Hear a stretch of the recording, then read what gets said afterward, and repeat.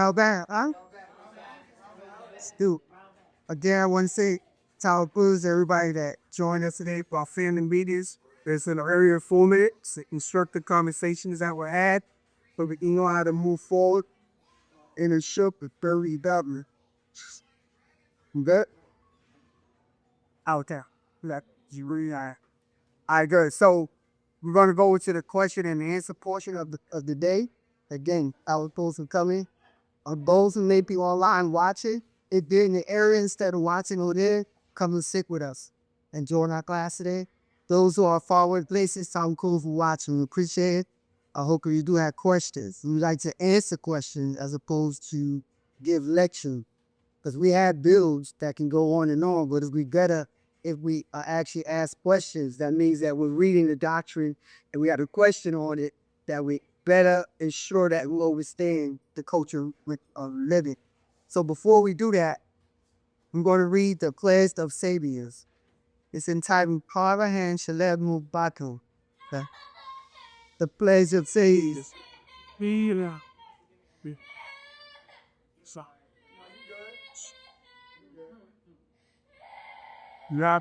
One of the reasons why I've been called, why, so I've been, well, but they had yeah, practice, that's all. What way see it on? It's all right, yeah.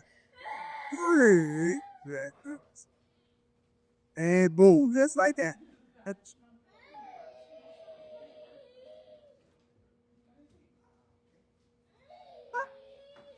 Nakuprahu, Taiwan, Lede, Wu-Sabat, plays allegiance to Wu-Sabat.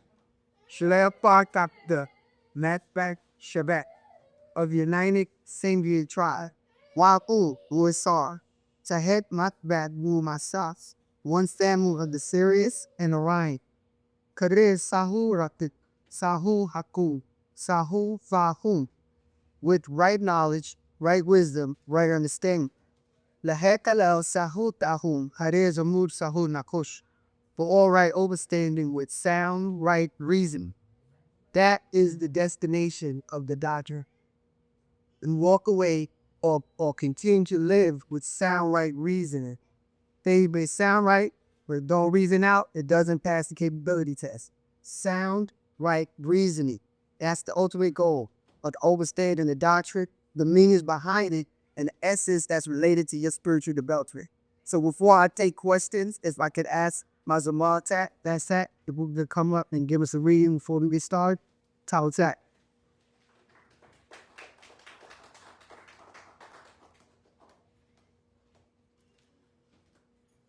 Valvad Mozak. I'm going to be reading from Patara Concentration. And I'm going to start with verse 49. They tell you to walk by faith, not by sight. Fikul. This is deception. 51. Open your eyes and let the ray sun in. 52. See them for the bloodsuckers they really are. 53. They need you. You don't need them. 54. Now, with them invading your bodies and your minds, you can't think straight without hearing choice. Do this, no, do that. Or go here, no, go there. Trust him, no, don't trust. Believe this, that's safe. Have flying faith, that's safe. 55.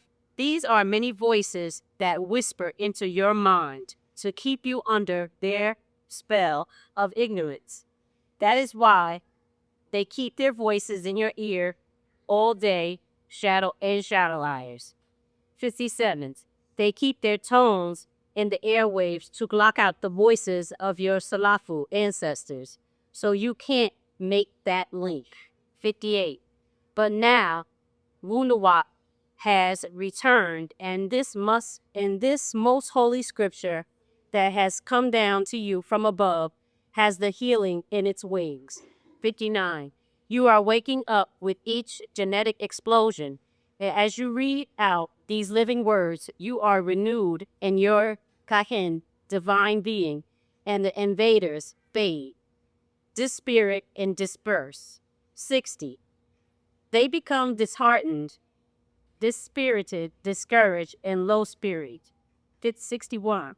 Their voices become lower until you can no longer hear them. 62. You, Ranun, chant to block out their tones and bring in your own Salal race tone. That Fahen divine sound of Atun, Atun, Anun, Atun, Atun, Tun, Kun. The vibration is the key of luck. Note, ovum, sperm. 63. Soon you will hear only your own relatives. 64. Many of them have become tracked by six ether forces. 65. They only wait for you to call on them to free them. 66. You, as Nuwapians, know the rituals. So you will be surrounded by 4 generations of your DNA, and you become the center of your family universe. 68. Once you have that in place, you will hear their voices. 69. Some are disagreeable, some are agreeable, some are disagreeable, and they always can make you lust and seek luster. 70. You must concentrate on your centered being. 71. Concentrating on your centered being is something that you should practice and try to master. How cool.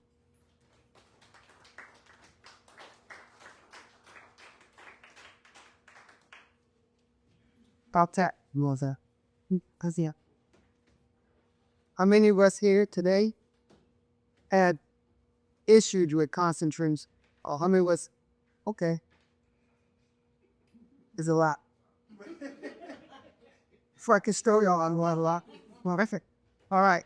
So, the master teacher, being the divine being that he is, he knows it's difficult to master concentration. Because what's one of the first steps that you have to have in order to concentrate? What space should you be in before you think you can concentrate? Quiet home, quiet place. Anybody else? Both is focus. That's a lot of concentration. Anybody else? A clean place. Definitely. In our doctrine, you have to have a clean place. Your home should be clean if you have a altars. Your home should be clean if you want to meditate. So when I asked, I'm sorry, no odor. Yeah, no foul odors, right? And why there no foul odors? Right, but hanging on the spirits, bringing disagreeable beings. They like corrosion. They like anything that breaks down becomes rotten. It attracts them. That's their environment, which is why we burn incense or we burn sage to keep your house in a heavenly aroma. I say heavenly, I just mean higher realms. That's where they dwell. That's why many of us are not suited to go there yet. Because although we may not have an unpleasant smell, we have an unpleasant personality. We have an unpleasant character traits that would actually corrupt their realm. And out of a shook, they want us to develop before we get there. But the point I would like to suggest or make when you talk about concentration, the space that you want to be in is relax. I say calm, not hold. Oh, calm. No, then that's spike. Right. I misheard. You have to be calm and you have to relax because in the tense, the thoughts that go on what's causing the tension as opposed to concentrate on what it is you seek to achieve by meditation. True. Make sure you don't eat too much or eat too less because you have a balance on your stomach. So you can't be hungry. That's because you ate too less. And trying to concentrate or meditate, what you think about the food in the refrigerator. You can't be over. You can't overeat, right? You can see because now your body, so the mental acuity is not where it needs to be to again achieve the goal that you're concentrating on, right? So some of the things you may concentrate on are they for yourself or are they for others? You concentrate us. You concentrate yourself. Something that you need to figure out, achieve, or some goal that you have in mind. Okay. All right. So let's go to relaxation, which is aligned with concentration. So one of the things that the master teacher is telling us right in the very beginning of this Patarat. So the master teacher, Bobby Anu, said, verse 2, what I must impart to you is Guluwa, the most important relaxation, or self-control, relation, and meditation. 3, it's the key to health. 4, the importance of a healthy you. 5, a healthy brain, body, and spirit. 6, a healthy mind, soul, and etheric being. 7, a healthy deity being. 8, a healthy divine being. 9, a healthy supreme being. 10, all by proper relaxation and meditation. And then he's telling us, how do you achieve that? That proper relaxation for meditation. We must meditate. Not saying you just have to, but if you want to, learn how to still the mind, right? How to put the rest, that restlessness within us, you should meditate. It helps you achieve that. So the master teacher tells us in verse 11, the things that you should do.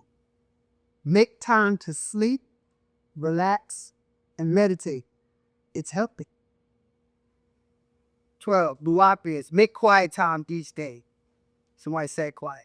We're not said quiet. 13, undistributed time with little or no motion except breathing. No noise except your own inner heartbeat. Peacefulness. I'll stop right there. How many find it hard to do that? The chance. And why would it be hard to allow hands up there? You know, hard because it's to me, being in this area, all we hear all day is fire. A fire truck, a ambulance, something doing that noise, and it just breaks your concentration. That's important. Now, just saying that it's hard because a lot of us are able these urban areas where we can't control the noise outside of our house. To a Is okay, so relaxation puts you right there at the doorway of slumber. Okay, so all right, so some relaxation. There was a brother from Liberia, you gonna love it. So in order to hit that high point of relaxation, to not go to slumber or go to otherwhere, concentration, right? So you have to be conscious that your body is just coming to a state of rest, but you still must be conscious of it. Not give in to that feeling of rest, because most times you say, "Oh, I finally get a moment to rest." The next thought is to sleep. But no, when we're relaxing, because we want to concentrate on something, we really mean how do I put my body on a tone, a state of what we just read, nothing but your own breathing, right? So you're in such a state of stillness that you literally can hear your heartbeat. If you're aware that you hear your heart beating, you're not going to sleep. The first thought should be, wow, I hear my heart beating. But now you say, okay, I've reached that state of internal bliss. We've actually taken out all the outside noise. Now you can concentrate on what it is that you want to meditate on. But the master teacher tells us further. Who remembers the song? Just relax and let go and take your mind to a place you've never been before. That is relaxation. You're giving into that part of yourself that's not contained in the physical body. The brain is, but the mind isn't. So if you let go and let the mind take you to places you've never been before, how does that happen? How does the mind take you somewhere you've never been before? So I'm gonna add, like, it's hard for me, not because of external sound, but the intrusive thoughts. And so when I like take my attention or focus away from the intrusive thoughts and actually focus on breathing properly, okay, in the nose, out the mouth, then I'm kind of get into a rhythm that I can stay in that, helps me not pay attention and gives powers off intrusive thoughts. Okay. They will come. Yes, built outside. first not was couple case that was weird. I both could be right. True. I could be riding and a car look at mine and looking out the window. But I mind the on. Okay. So is that like what you call a daydream? Not quite. I can like zone it out. It's real out there. Yeah. And I'm just at peace and my mind is just so up. Then somebody comes along and say, tap, the rock, and caught me Snatch you right back out of it. Right. in this deep throat that nothing, I'm not thinking about. They said, what you thinking about? really nothing. My mind just drifted away. And it's just like just looking out at the view, and our mind is just gone. Just gone. And I'm like, that concentrated, but my mind really is not just looking at the view, but everything around is like it's not there. Just peace. I'm just at peace. Right. So now we're gonna follow that. We start off with concentration. We're moving into relaxation that allows us to meditate correctly. Right? Okay. So if the mind takes you to a place you've never been before, correct? How do you know you've never been there, and how did the mind find it? And if you found that place, are you conscious enough to bring that thought back? Say, wow, I've never seen that. How do you express that? I feel like I cannot bring that concentration with my luck. I can't bring it back. Once it won and somebody interrupted, it's like it's greedy. It goes right. It goes away. And we'll see, like, even if I try, I won't get back. But with proper controlled concentration, you can retain those thoughts. You can retain them. That's what the master teacher wants us to be. He wants us to become conscious of our consciousness. There are conditions of consciousness that we all must reach. And you reach that by relaxing in order to concentrate on where mind goes. Right? Because the mind witnesses everything we do. Why then can we not witness everything the mind does? Why is the connection only one way? That's because we have been taught in the Western world to be limited beings. Right? We don't think we can do that. You heard what I said? We don't think we can do that.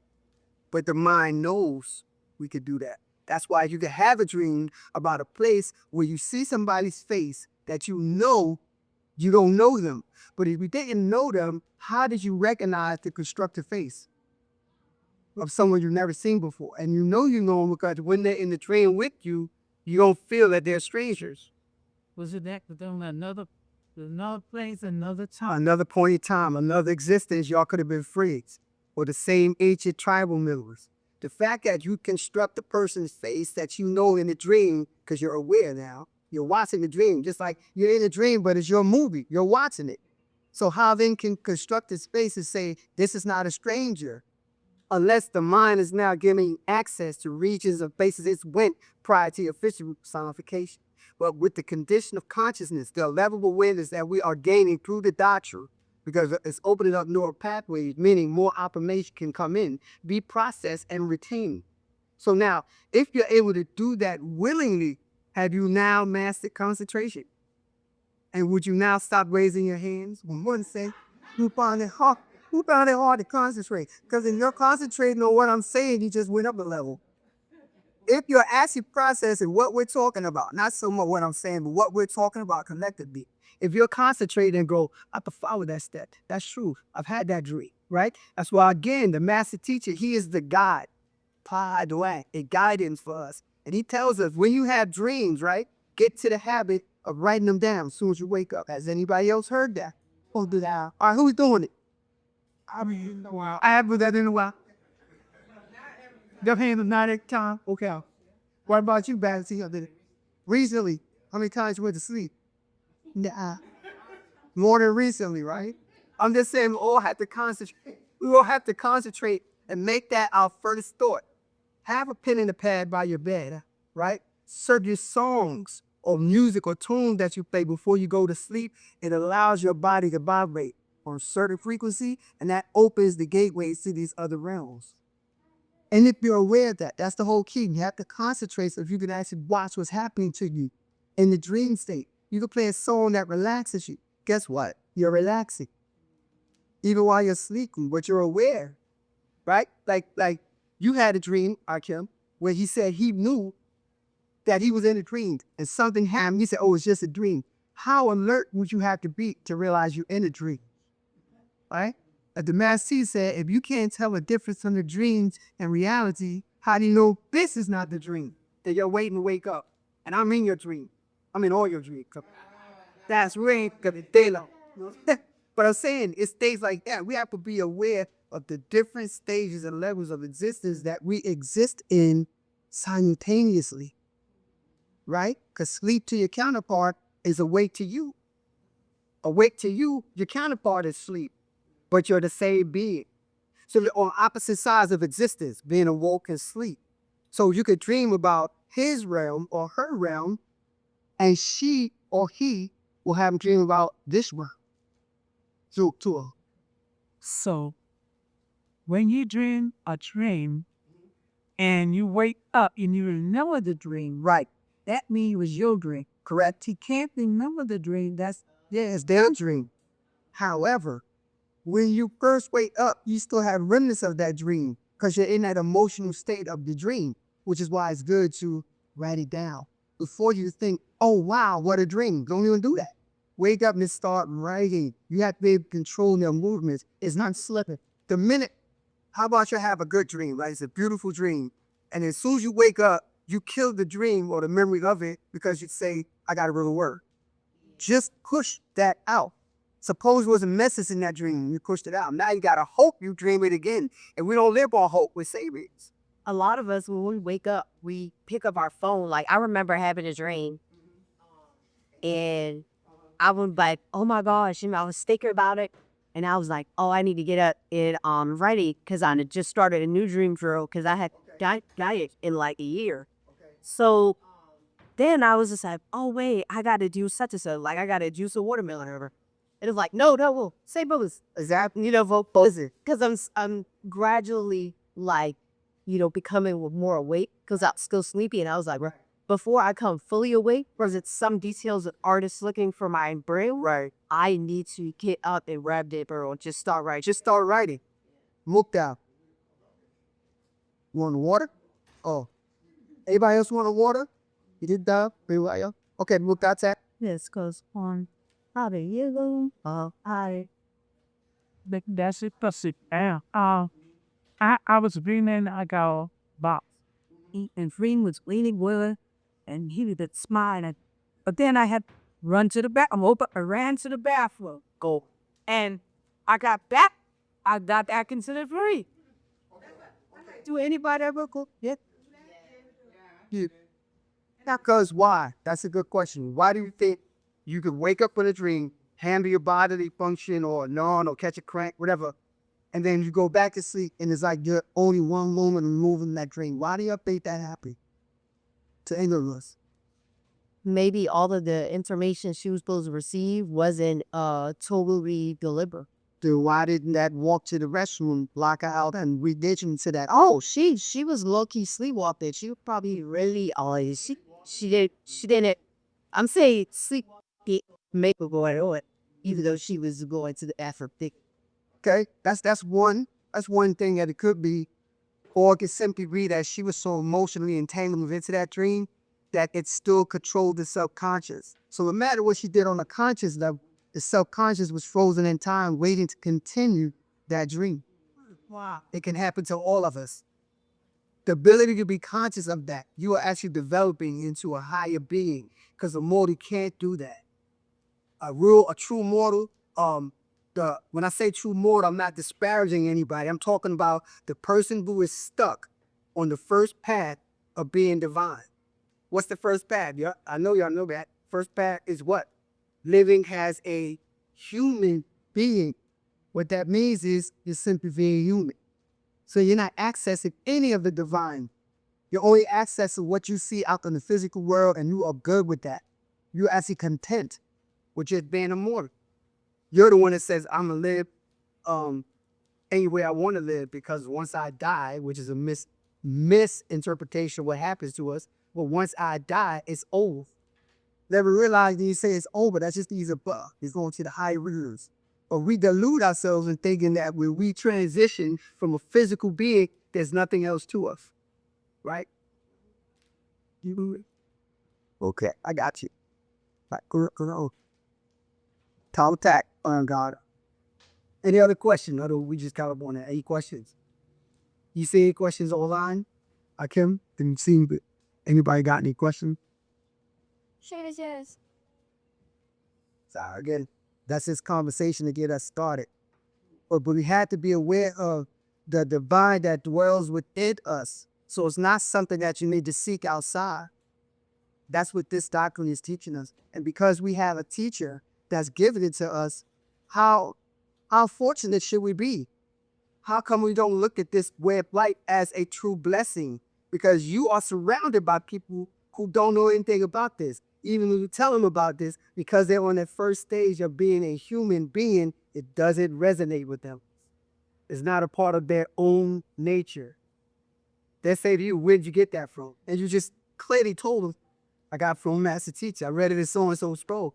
Okay, where'd he get it from? Okay, he has 76 trillion years of information. He was there, which is here, when the word exists happened.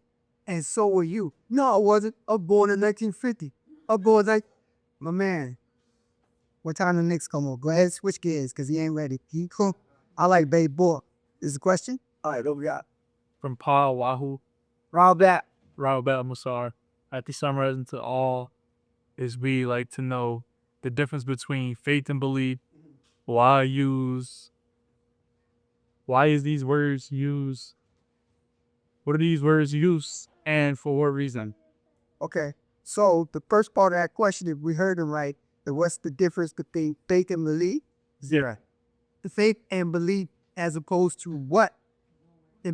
Right? So when you say faith, that means you give your trust or you confirm the acceptance of something that you cannot confirm, something that you cannot verify. That's having faith.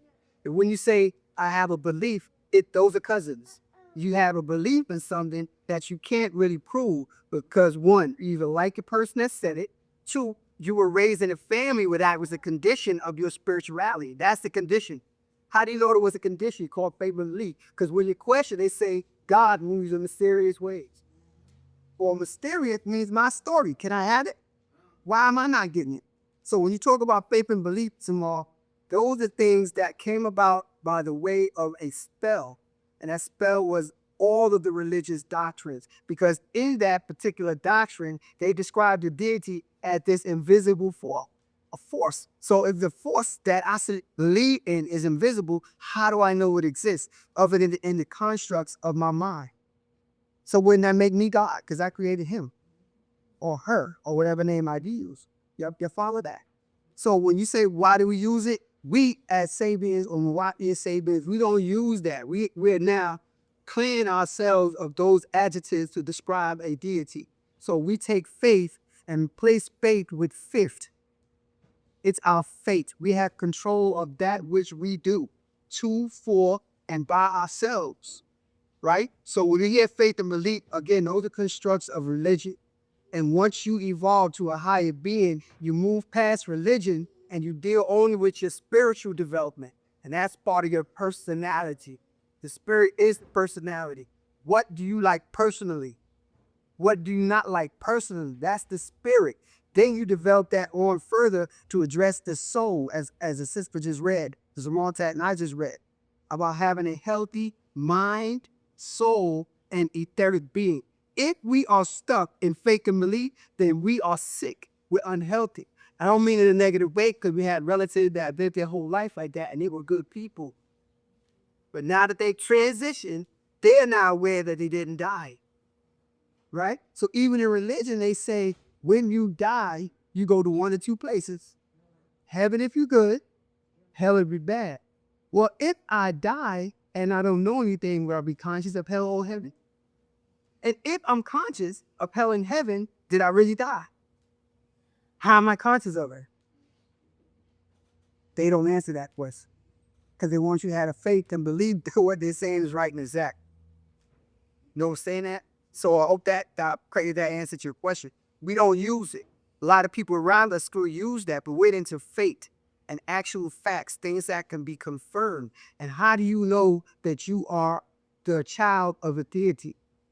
Well, if you use reasoning that everybody else is using, we'll simply say, because I'm in the image after the likeness of my deity. So when you trace the physical deities on earth, they do look like what? Negatum.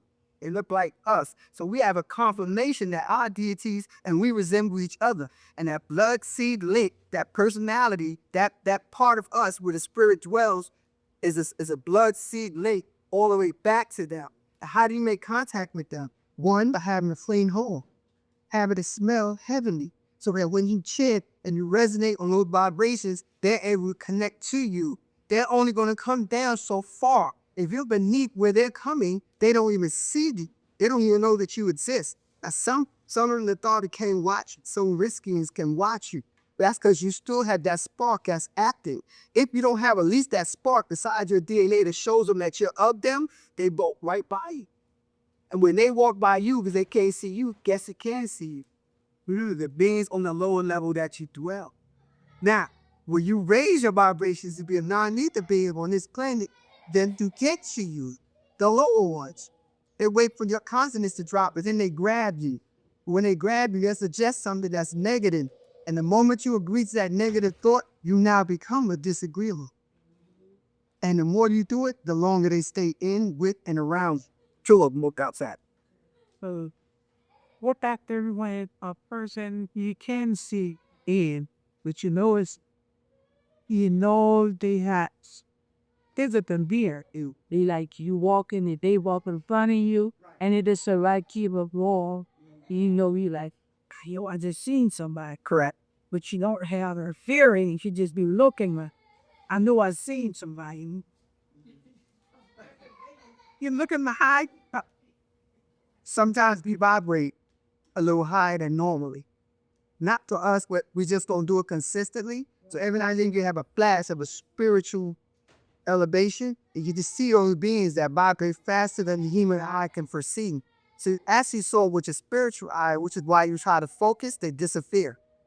Right? You cannot stare at a spiritual being with your physical eyes, but your body, your vibrating spiritually enough, you can see glimpses of them out of your review. But the minute you go like that, you know what I mean? You narrow the bend, and then you might say, oh, they walked through the wall. Or I thought I saw them, but they disappeared. We have to learn how to resonate on that higher frequency at will.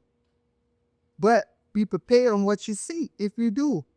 If you vibrate so high that you now can see the semi-seen, those plasmatic beings, if you vibrate that high and we were sitting in the room, you looking at me now will see all of them around me. Are you able to adjust to that? Is your mind willing to accept that? Or are you going to slip backwards and say, I believe I saw that? I had faith that was no, you had to know that. So you'll see them actually bumping into each other, walking around each other. Are you comfortable with that? We have to be mentally strong enough to accept the reality that the spiritual world is right here.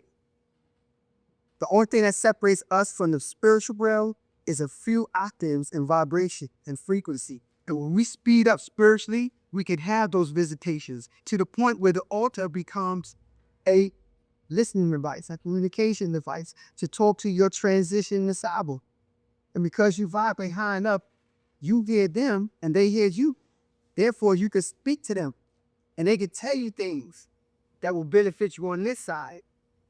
And then when you transition, they can show you how to get around because they exist there already. You're the newbie on the block for the transition.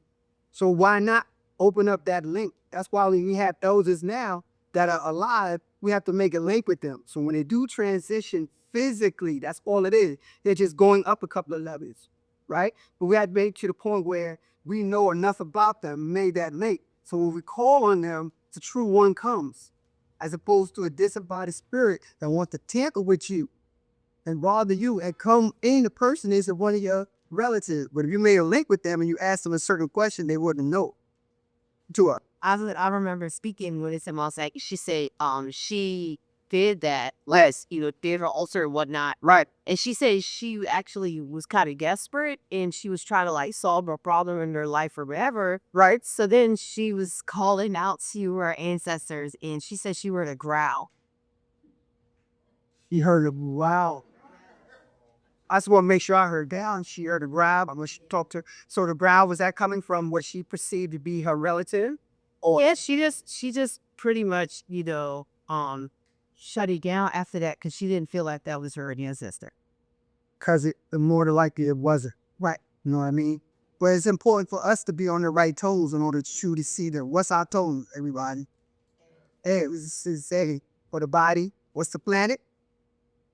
Earth, I think. And the cosmos or universe gets right. So you say FAC is the aspect. Yeah.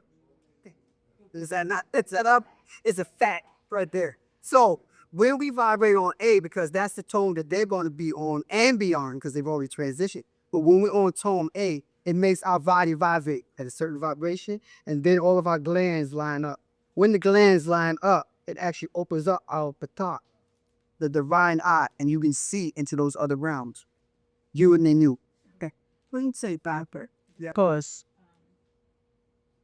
when each and should be theirs because you touch something that keep to make it up something and to feel it vibrate. Right? Is that the difference between that vibration and the vibration of the A tone? Yes, it is a difference because each item, each thing on the physical realm has its own unique vibratory frequency. So when you touch that thing, it's vibrating as that thing vibrates. You vibrate as the human body vibrates, meaning although you won't hear yourself vibrate, there is a sign of a semi, very seldom heard hum to you. And over time, you begin to emit that hum.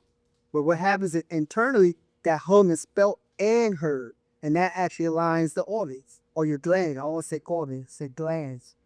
It aligns the glands in the body, meaning your whole body is vibrating uniformly. And because it is, the patak opens. Right now, it's calcified for many of us. Right now, we're not eating right. We're not, you know what I mean? We're not getting the proper rest. We're holding on to stuff that's blocking the top. To, what vibration that song that people says that causing this say person you pick up it's the say a spoon or ball Okay. and you can feel it the vibration in it. Okay. Even though you did you just pick this She just touch it, they shake or anything, right? not just touch it. Okay. Let's do it. I mean, obviously, what tone or what vibration is this thing is the frequency you are, and up above this. One way you could find out is if you had a tuning fork, and let's just not stop at the one spool. And look, in order to find out what that acid vibrates on, put two spoons together and hit the tuning fork. Cool. First time you hit it, the spoons don't move. Second time you hit it, it don't move. But you keep going up and down on that tuning fork. When you hit the right pitch, that right wavelength, both of them will move identically. That's the same thing with us. When we all vibrate on A and come together in a chant, guess what? We all move the same to the point where our very heartbeats become one rhythm. You know what I mean? So that's how you can tell. One way is the tuning fork. Another way for people like yourself or others who can actually touch an item and feel it moving, then you're already sensitized. So you're already moving toward a certain vibration. And the only reason you felt that, because it didn't vibrate like you. There's a different feel to it. Like how we do. You ever touch somebody, you shake their hand, and their hands feel warm, too, right? When we were on the first path to human beings, what most of us say? Woo, your hands are warm, got a cold heart. Oh, how assumptions of us. How presumptions of, your hands are warm, you got a cold heart. About I was sitting in the car with the heater on, or I was sitting on my hands because I was cold, and I touched you. But we, as again, living as humans, we take this rhetoric and run with it. Right. But see, I become more conscious. Say, hey, somebody with a warm hand, who got healing hands. What was the difference last year? Because I was healing. I've been what I thought about. So a lot of times you have to be able to feel people. Some people, it feels like when you touch them, it feel like they're doing this because they're vibrating on some other frequency. Whereas when you come to another person and it feels almost as if you're touching yourself, they're all vibrating very close. They have the same vibratory rate or speed, meaning that when y'all sing, it sound like one voice, unless one of y'all can't sing.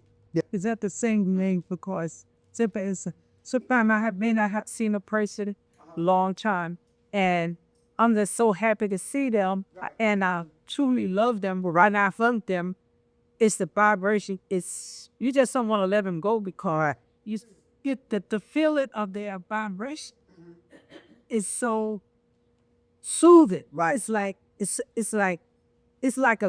I would say true love to the person that when you hold down the vibration, sing this feeling that this is a true person. It's emotion there. Right. It's emotional at that point. Because just to touch that person reminds you of something that evokes a certain energy inside of you, and you like that. You like that feeling. So you want to hold them as long as you can because you don't want that feeling to pass. Right? If you really care about somebody, that's again learning to care. If you really care about that person, you will call it a love, but it's really genuine care and concern. And they reciprocate that sometimes without saying anything. Just about hugging your back, that's a communication of another level. You know what I mean? And then some people that give the quick tap, you don't even want to hug them. What's up? Tell me good, I gotta go. You and that person have chaotic energy for whatever reason. No, there's something that could be an underlying resentment that neither one of them may have worked out yet. Yes. Okay. Any other questions? Not online? Yeah. Okay, what we got? Elijah said, Yes, route back. why is there so much emphasis on the soul when it comes to our race versus other beings that the master teacher talks about as extraterrestrials? What makes our soul special or unique? Okay. Well, actually, the answer is in the question. What makes it special because our souls are unique. As non-ether beings, as the gods, we're the only beings on the planet that actually have such a rate of soul, right? If I can find it, I'll read to you one of the readings from the master teacher. It's called The Atomic, where he explains the 4 different levels of our divine being. So the soul is one of the carriers that take you to the mental realm, right? We have the physical, which is the slowest and the lowest. Then you have the natural, be a plane of force, which is identical to the physical plane, but is more finite. The descriptions on the plane of force are more defined than what we had here. So imagine you love something here. Let's call it chocolate cake. And you love this chocolate cake.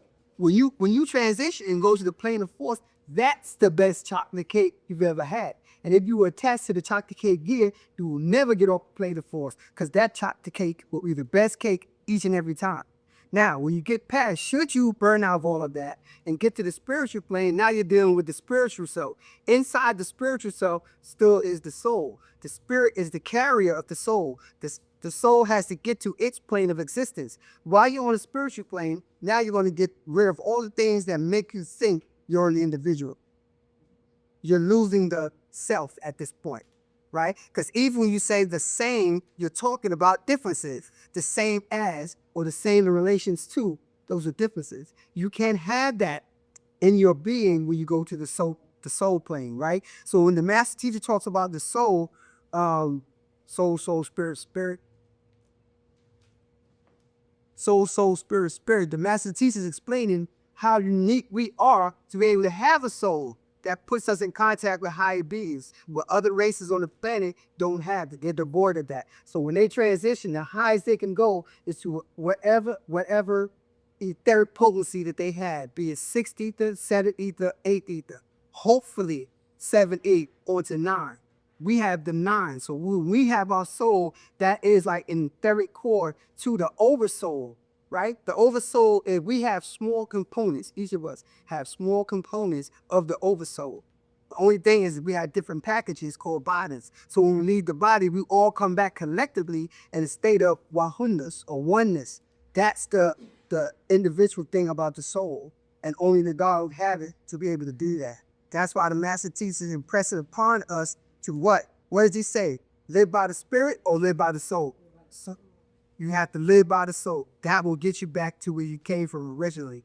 If you give up your soul, you no longer have that ride to that higher realm. So it's very important that we cater to the soul and give it its due importance in our lives. And Master Teacher talks about that in the soul, spirit. Again, in the atomic. If I find it real quick, I can read it. But you have a question over for that?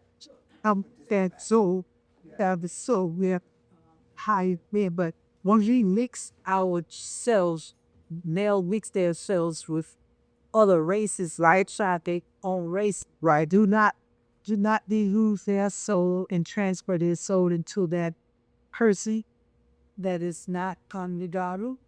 And that person can move on up as well. The female can then go in. Female can move up. Then the garden man can give a Femi 6. Right, third pose, he will go up to Femi 9. She go up to Femi 9. Right. So he drops. And he, Because he's getting at her. whatever he got down to the shit, whatever. He goes down to 6 or 5. Then, so that's the easiest way the Kasi can get her soul to HMLC. And they have to stay together. The genetic kiss has to be consistent. let's say Nagato male gets with a Caucasian woman, and they copulate. They have genetic kissing. Children may come of it. That child can have a soul, but with that Nagato male, the female can go up, like I said, to a feminine, right? But let's say they separate, and she now no longer has contact with her divine line of elevation. He's gone. And she mixes now with another Kakashi male. She drops back down. She doesn't have that golden energy to sustain that etheric potency. She loses it. How does she doesn't mix with anyone? She just stay. And she doesn't visit anyone still. The consistency of the connection with the non-ether is gone now. It will fade and die. And she will drop back down. She has nothing to subsist on. But if she have a daughter, she have a daughter. Right. A daughter get the soul. The daughter can get the soul from her father. That's right. You said that right. Well, let me see if I can find that.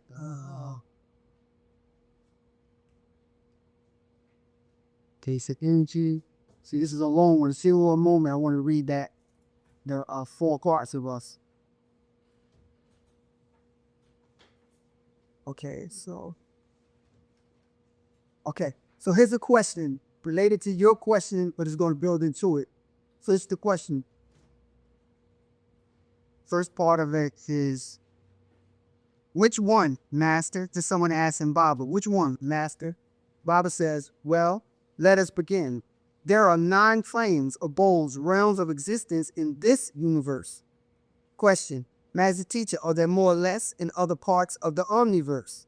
Answer, yes, some have more while others less. Well, in this one abode, the physical abode, is the lowest of the 9, and it consists of atoms and matter and quantum energy watered by time.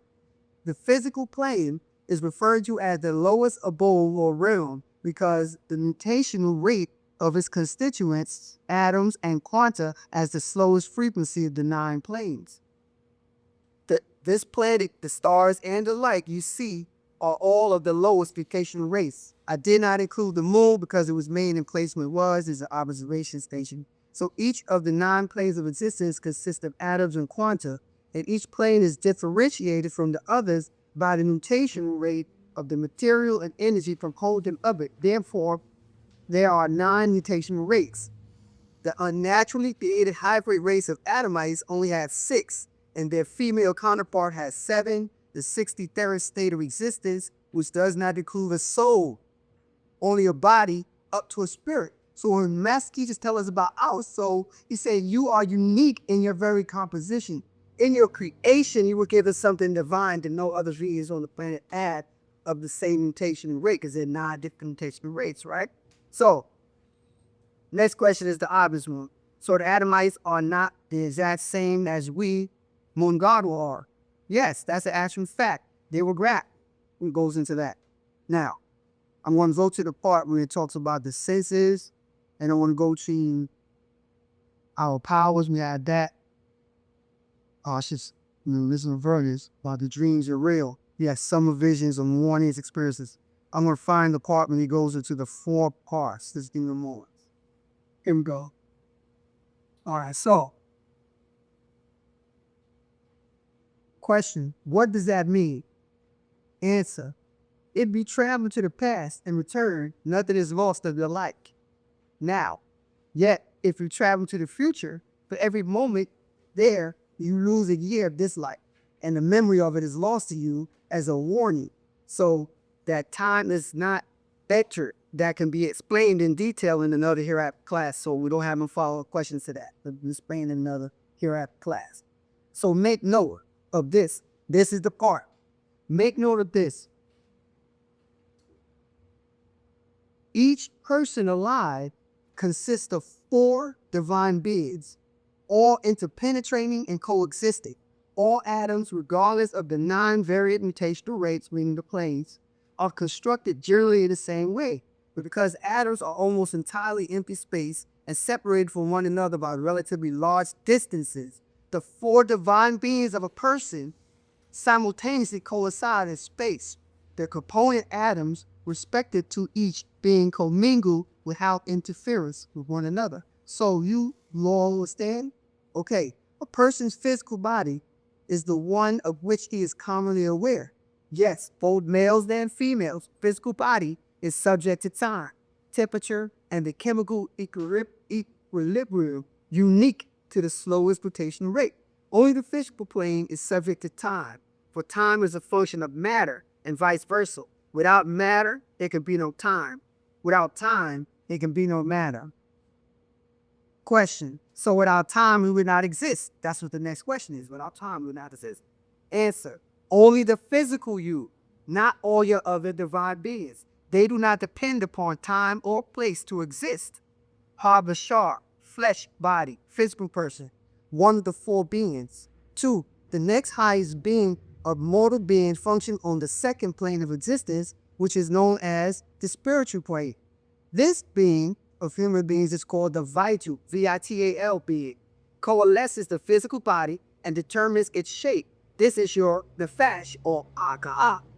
Spirit being, this is your personality, because the physical body, pakakati, is consistently aging and breaking down, and by its telomeres, cell builders, renewing itself, the chemicals provided in your food, air, and water. The vital being maintains the pattern so that you are recognizable from month to month. On the Akat Mawan etherical bowl, let me stop right there. You would ask about the soul and why is it so impressed upon. Before you'd even address the soul, look what the spiritual side is doing, which is called the vital body. The vital body keeps you looking the same from month to month. Because if it didn't, you would age so rapidly that I would not recognize you tomorrow. Wow. This is the job of the vital body, and it's attached to your personality. So if you're a happy person today, generally you'll be a happy person tomorrow. Because the things in your environment, you look to it, be attracted to that which makes you happy. So the vital essence, that divine being, keeps us instructed in a form that's recognizable, not just on the physical plane, but I just read on the etherical bowl. So that your ancestors could still see me. See you, right? Let's keep going.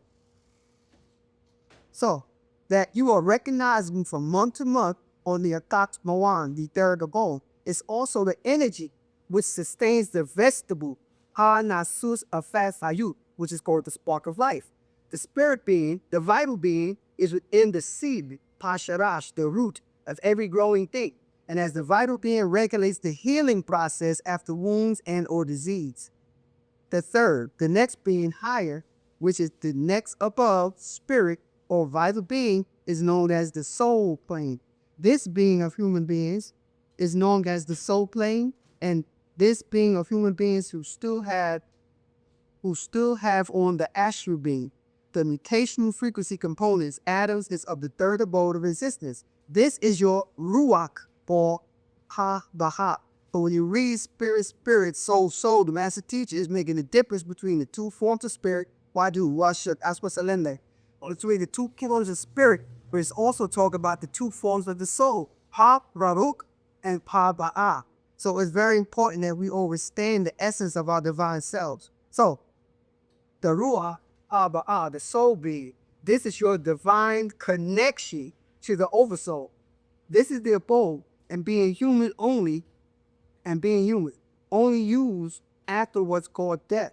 It is your emotional being, your divine you. It coalesces the deities. Your illuminated being, the astral or soul being, corresponds to the common concept of what is called the soul, not to be mistaken for the spirit. They are not the same. And this abode or plane of nawar, light of mortals or aura, and changes color in accordance to one's mood. Some person of clairvoyant ability, like you said, you saw this being and actually walked through the wall, right? Those of us that can be considered spiritually evolved to be clairvoyant, this is what we see. Watch. So, change the color according to one's mood. Some persons, that's some of us, there's some of you, who have clairvoyant ability. What's clairvoyant, y'all? You can clear sight vision, clear vision. Bata is open, clairvoyant, right? Ability who have gained glimpses of the transcendent and radiant beauty of this plane, talking about the plane of soul way. You actually had glimpses of the transcendent and radiant beauty of this plane, and gave rise to the beautiful concept of what's called heaven or haven, or the docking of all above and the place of the life hereafter. So when you say you have a soul, you have within you, all of us, the ability to reach that abode, which had radiant beauty that only those in the soul will experience. We had access to realms that other beings don't. And this is why the master teacher made it a point over and over to say, live by the soul. Because the soul transcends the little attributes that we attach to our spirit called the personality. And the spirit, by way of the personality, has something that the soul doesn't have. Can you repeat? Fear. Which part? The last three sentences? Okay. Roll back and I'm sorry. Okay. So what I'm saying is the fact that the God, non-human beings, us, have a soul, we have access to these higher realms that no one else had. This realm called the play of soul is such, it is immersed in what's called radiant beauty, to the point that when we glimpse it as a physical being, the only word we knew how to give it was heaven.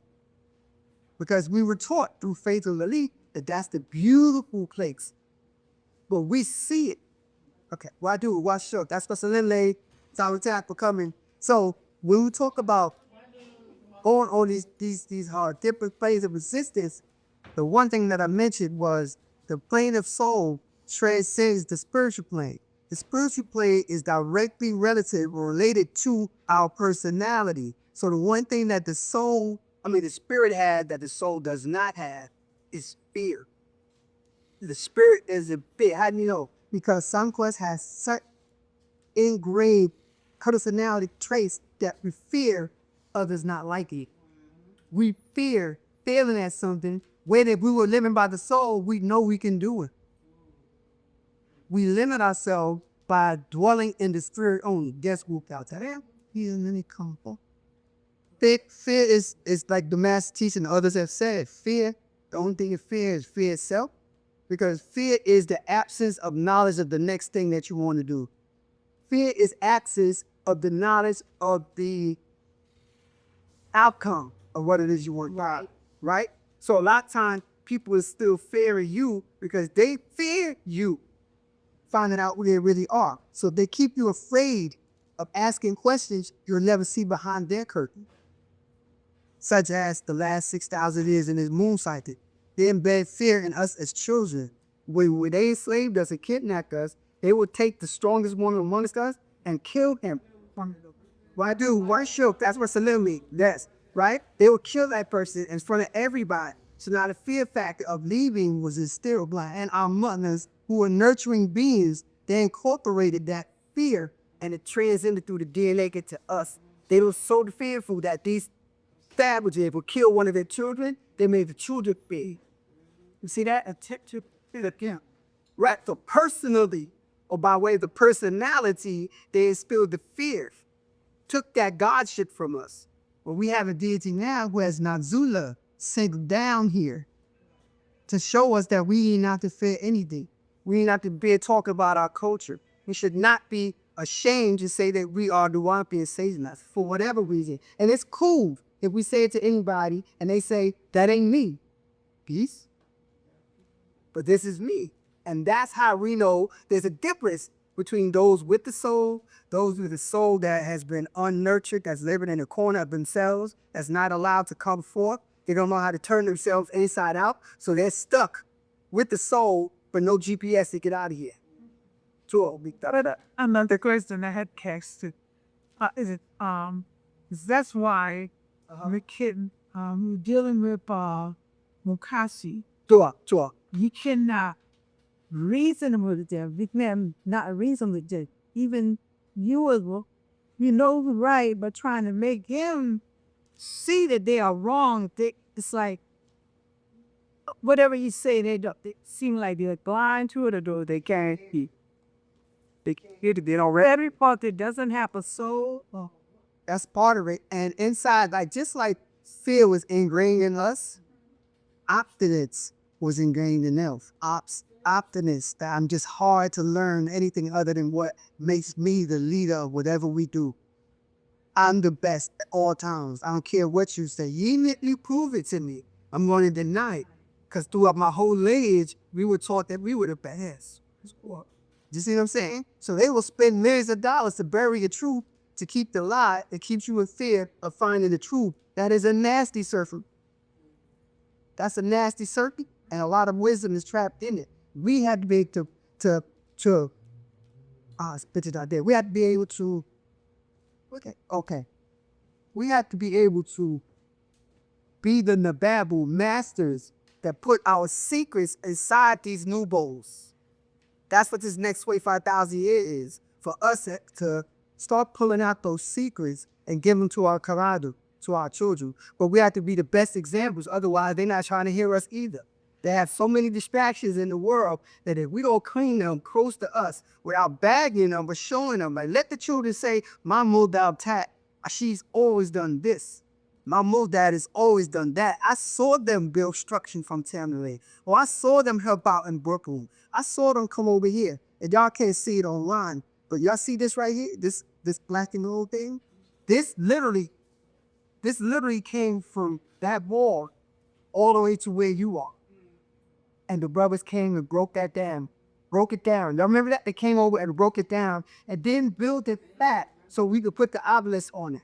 So if my children, my sons were there and saw us doing that, they can say, oh, my dad, I saw him create ancient Egypt within this little store on this little block. We have to give them these great stories so that no one outside of ourselves can come along and say, oh, well, my father was related to Columbus. He was lost. The man got lost. You know what I'm saying? We not lost. We have a lot of things that benefit us, but we have to get rid of the fear to live our lives in our culture. And it's okay that everybody may not get along with it, because this is what, after all, the DNA doctrine, which means it's not for everybody. So we can't get mad either for people that don't accept it. Leave them be. What's the point? Yeah, you have questions? I know it's something you said DNA. Not too long ago, it was said that father said, this doctrine is more energy. That's right. So you need more. It's in your DNA, provide more energy. Right. So some people it doesn't happen. That's right. That's the whole point. So when we talk about DNA, we can get into the medical DI, what rebuilding plague, acid. That's the medical term. But when you look at the word DNA, it's descendants and ancestors. We're the in the middle because we're living now. DNA, it's a DNA Dante. Somewhere in the last sun cycle, one of our relatives was there when this word was being given back in. Otherwise, how we attracted to it and stick to it if our lineage wasn't there. So while ancestors, because Satan said, your mother may have 7, 8 kids. That's right. But out of all of those kids, right, it's if one child was chosen to be, right, I either make 4 or 5 maybe chosen to be here, but only one stayed. Right. So out of that one, out of all those children, one child was chosen to be a Sabi. To carry on this divine doctrine in this new cycle. Absolutely. Absolutely. Yeah.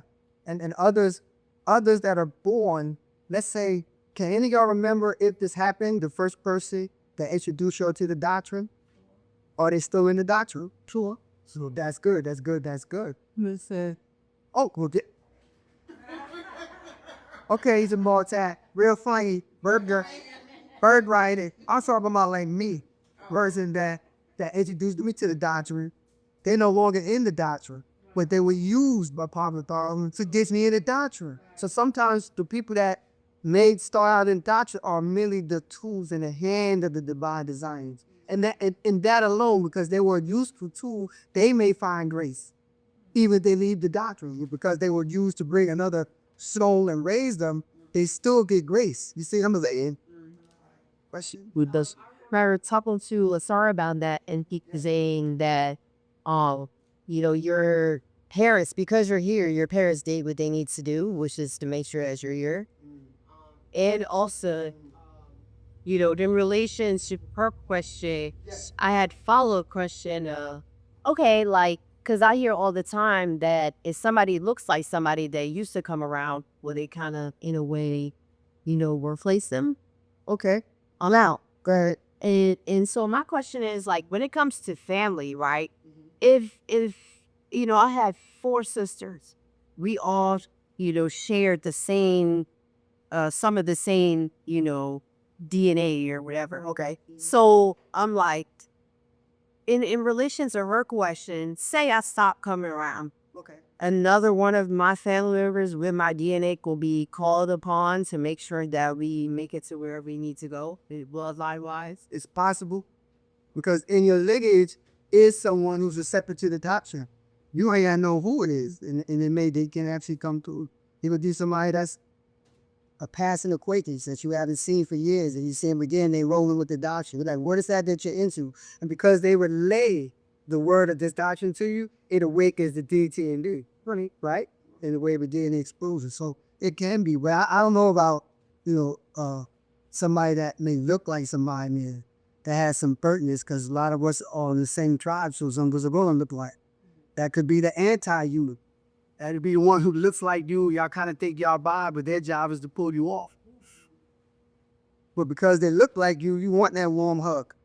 But you ain't seen them in a couple of years. And in that time, something happened to them. That's a whole nother build, by the pen or master teacher, where there's certain spirits that will attract to people that are opposite of what they should be, only to convert them to the other thing that they should not be. And if you don't have any psychic self-defense or on guard at all times, then you get you in the form of a kind word, kind gesture. No, look, let's don't go there, so today. I got you. I'll pay for you. Let's go to the movies. The minute you say yes, because you were supposed to come to class, they got you. They're pulling you away. And they're happy that you missed this one class today. Because you missed something you needed to hear that was going to jumpstart your spiritual development. Exactly. You know what I mean? It's called the path for a reason. Path is from the top, the opening. Are you going to do the opening, or are you going to let somebody else pose it? And now you're standing outside and wonder why you don't get the doctorate. I don't understand. But how much did you invest in it? You went to the movies, like that. You know what I mean? Any other question? Oh, I have a question. So, I was reading in the mind. Bible was talking about. I think it was verse 130. Okay, in the mind, what's verse 130? So, and Bible was saying that the what is that? Veterinary gland is related in function to the tonsils in the appendix, I think. It's kind of similar insofar as the medical society don't know what to do with the tonsils or the appendix, and they didn't know what to do with the variant. So that's what that means. It's still a mysterious domain to them, which lets you know that there's sciences within us that they have not even grasped yet. Because they say they don't know what the appendix or the tonsils do, but when come inflamed, they want to remove it. Now that means that on some level, they know that it's something that makes us unique, so they want to take that. Right. No, they take the tonsils out. Why? Just let the inflame around. Instead, they want to take it out. But that's not even solving the inflammation. It's not, because that's not the root of it. Because they don't know what these appendages inside of us do. They're like, well, let's go ahead and take it out. Because that's what they are. Converse, teachers. Any other question? Might answer me here. So, to Mokap,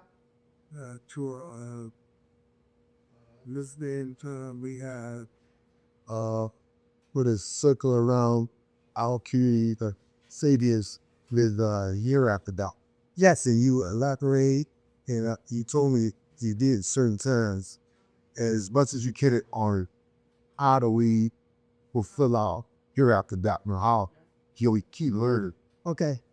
Right. So when we say, or when we were getting the terms hereafter doctrine, that was the master teacher Bobby Alun saying, but it'll be year after the moon cycle ends. Hereafter the year 2000, meaning we are in the year 1 of the next 24,000 years in 2000. That's when it began, right? So with the hereafter doctrine, for us, we have to prove ourselves worthy to even exist in the sun cycle. How do we do that? By adhering to our culture, learning the ways. socially, spiritually, all of that. If we're not studying, how can you teach it?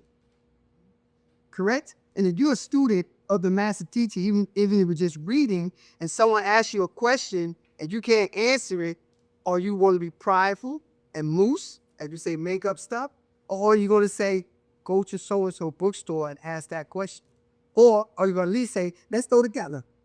That's a good question. Meaning you're still proving that you're worthy to exist in the sun cycle because ego has not stopped you from giving that person the answer or pointing to it. Well, the hereafter doctrine means we're here after.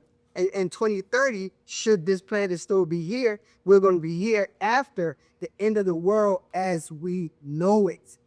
Doesn't mean the world could just end. It's a possibility. But the hereafter means you're going to be here after all of this is fallen. And if you're not studying, if you're not listening to the master teacher to know where we should go, what we should do, how we should do it, you will fall with it. So here's the doctrine. It ain't going to last for you. Not you, but you know what I mean? Those who take this as a joke. Yes. In the important scale. This is there. Part two. I wanted to know how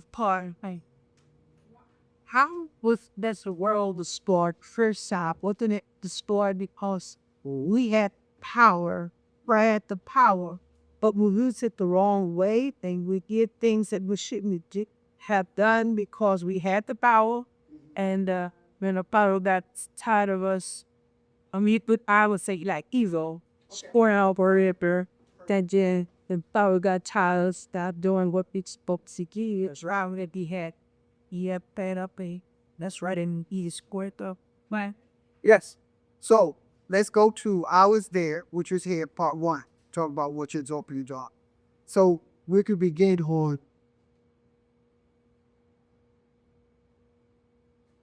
verse 11. The master teacher Baba Yanun says, I, Qadabab Yanun, was an eyewitness of these cycles of years and the recreation of each. So in these cycles of years, he's talking about moon cycle, sun cycle, lunar cycle, and the recreation of each. He saw each of them come and go, come and go, come and go again, over and over and over, right? Now, verse 12. I was there, which is there, when the words were spoken, and listen to what these words were. When the words were spoken, let the sun's rays shine again. Sunset, right? At a time of great destruction of this planet, which you talking about. Verse 13, because this is why the planet was destroyed this time. Because the Shakaspu people misused their powers given to them by who? Parnabab. From above. 14, they were mixing their seeds, doing evil acts, avoiding what was right and good. 15, at a time of the great destruction of earth, the gates of heaven had opened and raised above earth as dragonids from the Draco star system warred in the heavens, in the skies, to take possession of the planet. They wanted to rule it. So, the great alchemist created a formula to feed human beasts who were food for the invaders from Draco. So now that's talking about because we had these powers that were given to us by way of our relative connection through DNA, blood seed link, or students of the last set upon the Dharma who will teach it. And we giving away, we misusing. We're doing that today, some of us. We're misusing our powers. Instead of saying, I know I can do this, I'd rather take a shortcut. I know I can do this honestly, but I'd rather cheat that person because they're not one of us, or whatever, or because they're one of us and they're going to trust what I say. I'm going to do that. That's misusing your powers. That's engaging in evil acts and avoiding what's right. Not having our short can lead to our destruction, right? So what happens when Father God decide, yes, they're not going to do it? We have a being that's short, come and go. More time, let's do it again. Let's do it again. Let's end it and we'll start over. And maybe the next seeds, our next children will do the right thing. That's not up to them solely. We actually guide that decision of what we do or don't be. So it's up to us. We have to be, again, found worthy to exist in this next sun cycle by absorbing the rays of the sun and becoming deity, both feminine and masculine, at all times. To them. And you both are coming because we wasn't supposed to meet South Sea. Exactly.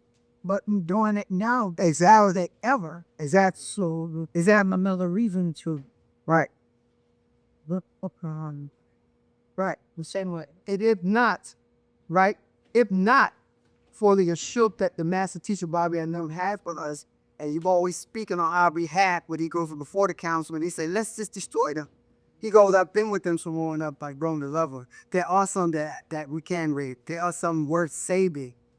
What happens when they go toward the council and reports a lot of stuff that we don't do? We got an issue. We have an issue.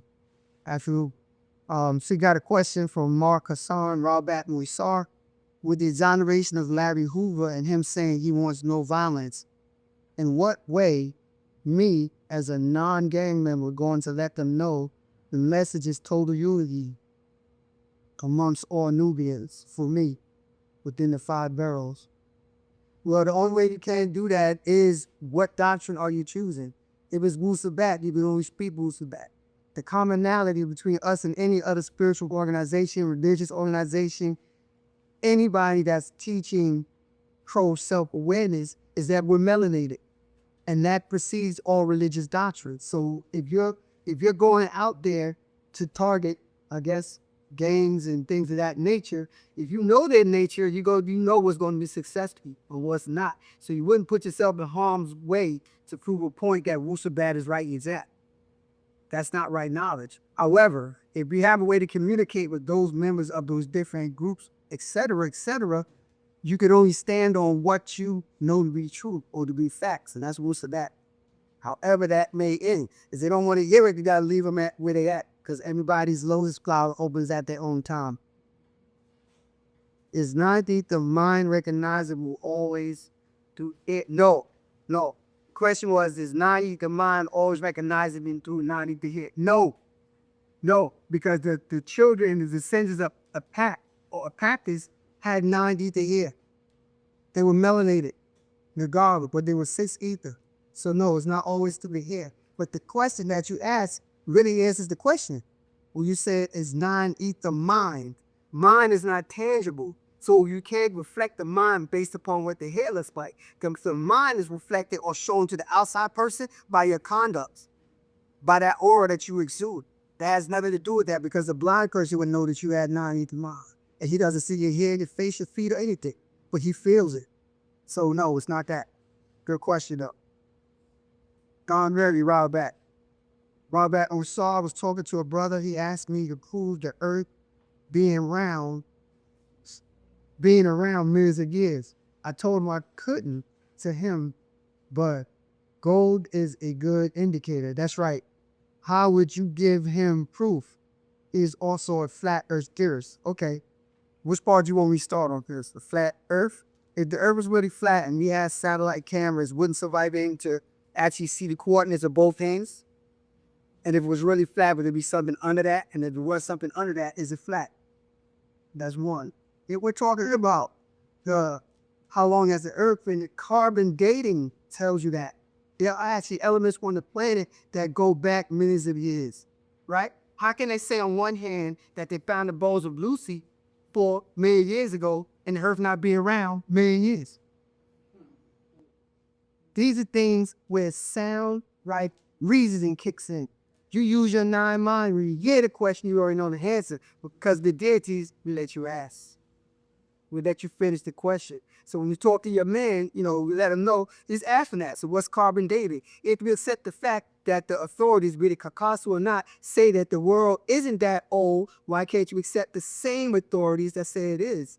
And we say carbon dating. And if a carbon dating is an accepted scientific fact to age things on this planet, why then did they say Lucy was 4 million years old? That right there is in the argument. You see what else we got before we end. Like, I'm not all day. I'm not gonna keep probably saying yeah. Okay, you got that. Oh, okay. Hanu ya, route back. How much does Duck 1220 affect our solar race?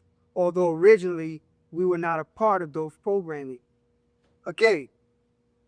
When you talk about that gene, which is the designer gene, the Duck 1220, That was something that was exclusive to these hybrid beings on the planet. But we mix with them. So when you mix with them, some of their chromosomal defects get into us. So we had that 1222, some of us, that deficiency that limits the way we think. That's how you know it affects our race, because we get what's called the other than chip. Let me see if I can read that for you. You know what? I got these back too hot. We'll do that. We'll go right over here. Right over here. I know you probably got this book, Zamal, this one. Neuroscience of Wu-Sabat. Let's go like at verse 27, 28, around in that area. Let's see how we get that, how that affect us.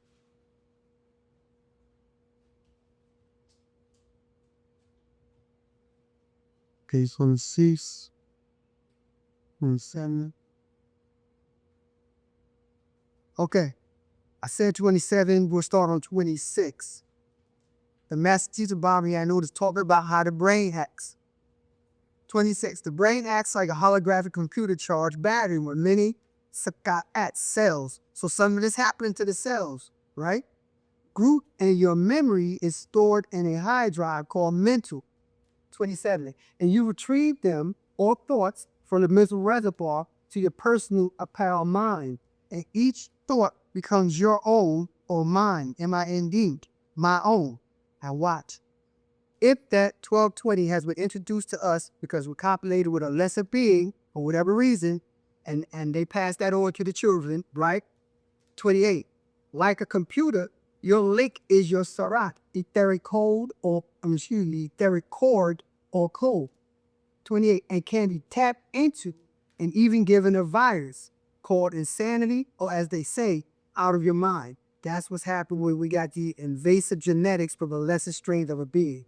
So, 30, that is receiving thoughts from outside that can make you do things not you. 31, your brain as a computer could also crash down and you are in a coma state until rebooted. So many of us, before we embraced this doctrine, that was the coma state that we were in. And the doctrine rebooted us by shaking off the rust and the filth from all the lies from faith and belief and giving us actual facts. So now that we're rebooted and we're on a high frequency, even if you had that duck 1220 in you, you're not able to, You're not able to surpass the effects of it, and eventually it will actually seep out when we get back to procreating with our own. So by the time you have children, it's totally out your body. Now, this is what they get, curry soup. Others tribes will put their chip into your mind all the time, such as their religious chip, or how they think, talk, act, or even look chips. So that's what happens with 1220. That gene, that genetic strain can actually get inside of us, and it changes the way we think, the way we act, the way we sound, eventually the way we look. The way we look, we lose all of our master genetics by commingling with somebody that really comes an infection to us. Mentally, physically, or spiritually, it's an infection. Missing out a lot. But you see, anytime after I fool more. Raul Band, my little sisters watching the Raul Band, Lord, read this to you. You're welcome. And take out there fool, darn. You see.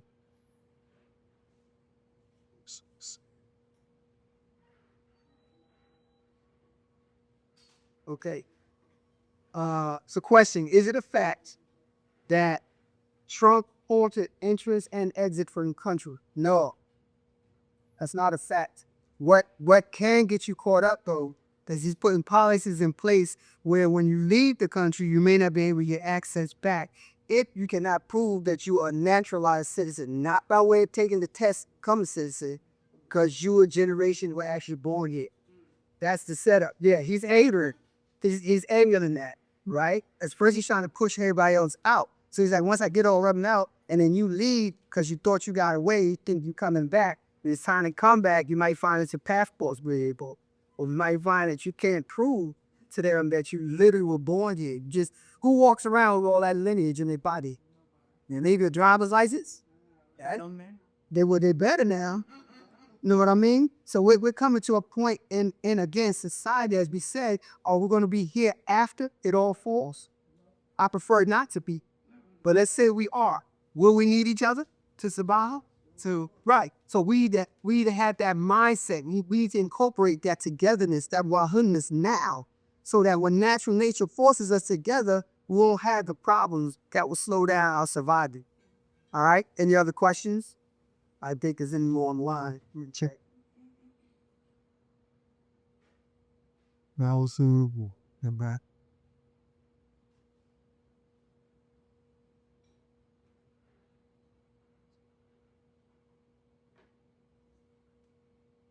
Turkey now it awesome. All right. Yeah.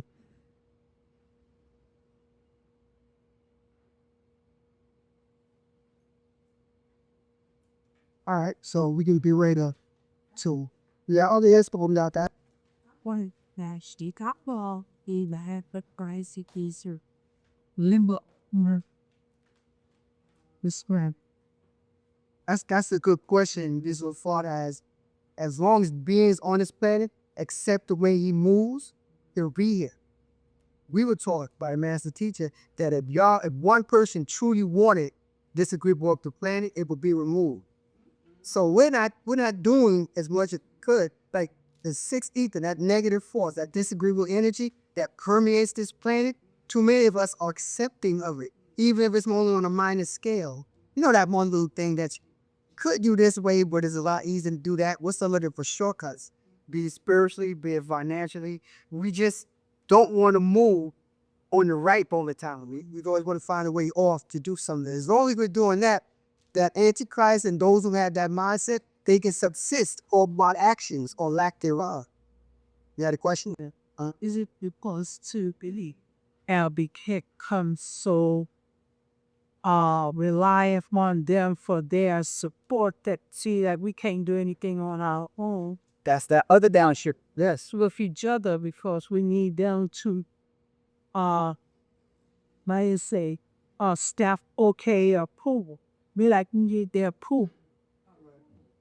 Yeah. And it's like you can't breathe it down on my knees and say stay home for work a day. I was like it's killing them. But it's don't kill them when they call it a holiday to me stay at home. And when lonely stay holiday to stay at home, it's like give you a permission to stay at home. But when it's come to Juneteenth or some other holiday dealing with us, it's a problem. And we find it's a problem for you also, you know, to celebrate on our longer deal. Right. Right. Because it behooves them to keep us thinking like them, to live in their image and have their likeness to the point where we actually like a lot of the things that they do. And this is a subconscious thing. And when you become the super conscious, when you raise your consciousness, you will see the folly in a lot of the things that they do, right? A lot of that, just let's give you a minute example. If anybody here or online, if you've ever bought some type of designer bag, and the design, check the root of that design, you will find it came from Africa on some level. So now they're keeping us attracted to our own thing, but they present it like it's theirs. And because of the inert attractiveness that we had to that, not knowing it's actually ours, we'll spend this exorbitant amount of money under the idea that I'll be accepted by them because I bought it. But the reality is the soul inside of you knows what that means, right? But till you learn to study all of these things, you'll see that everything that he does is a facade. It is he is the Oz. And the Wizard of Oz, like, right, he's the Oz. Making everything look so great. When you look behind the curtain, he's a miser. Mentally, spiritually, he has shortcomings all the way around. But because he's so good at making us fear life without him, not knowing that as Nagaru or any other melanated race, Spanish, whatever, if we all came together and said, for one calendar year, we're not buying anything unless it's from another Negro or melanated being. His world would stop. Yeah, he would die or he would do something real drastic to get us back in line. That now, for a being that does that, who's the fearful one? Them or us? Them. They're so fearful that could create illusions to make us fear them. to it. That's why they stay in power by making things look good. Money, they have the money and make no Barbara says, well, it'll be two piles of people, rich and poor, no middle class. Right, I agree. I Rich control the poor, and by that, it means you like, if you don't do what I say to you, then the consequences. Right, consequences. Wow. Let's look at that train of thought. Physically, they say if you don't do this and don't do that, you're not going to get this. That's the consequence. Or if you break this law that I made to fit me, if you break it, there's a consequence.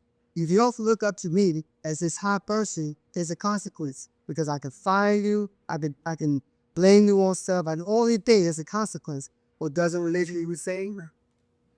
If you don't worship me, and I mean exclusively, then it's hell that awaits you, right? So if I'm the only deity, why am I afraid of worshiping other deities? If I'm the all-knowing deities, why do I care what you call on? Because I'm more knowing, I'm more loving anyway. So why am I punishing you for that which you don't hustle? And why am I questioning you if I'm all-knowing? So I already know the answer. That's just a vicious cycle to keep you not looking at the true direction you should be going into is towards your ancestors. Our grandmothers been back, our grandfathers been back. they by them during slavery put that fear into the parents. Yes. Parents passing on to the children, genetically, and then was it bred to them. Only book they will recite to them was the Vikings, and then they perpetrate the Creator has them. Right. The mother of the Creator had them. The baby has them. So she do anything wrong, they have that Papa to do whatever we want to. Right. Because we are the supreme being, but yet out of the book that you remove those parts of the book, was signed there, they have nothing. Was I always say, why would God make a son if he could be said all of his white is white, he white, the baby white. Why create a son that if you put the sun out there, you can't go out there to enjoy anything but the sun in the square. Right. Right. And you know, now we can't blame them for everything. We should now we can do our own analysis and etymology of words, what the real languages and descriptions are. We should be able to teach our children that. If you're going to teach them something out of the religious lessons, at least go back to the language that are revealed in. There and at least they have the right knowledge of it. And it makes it easier for them to step from religion into right knowledge, into actual facts. But if you give them only the English interpretations of it, a lot of that is missing points. And the points are the lessons within the lessons, so you'll never get the lessons. You know what I mean?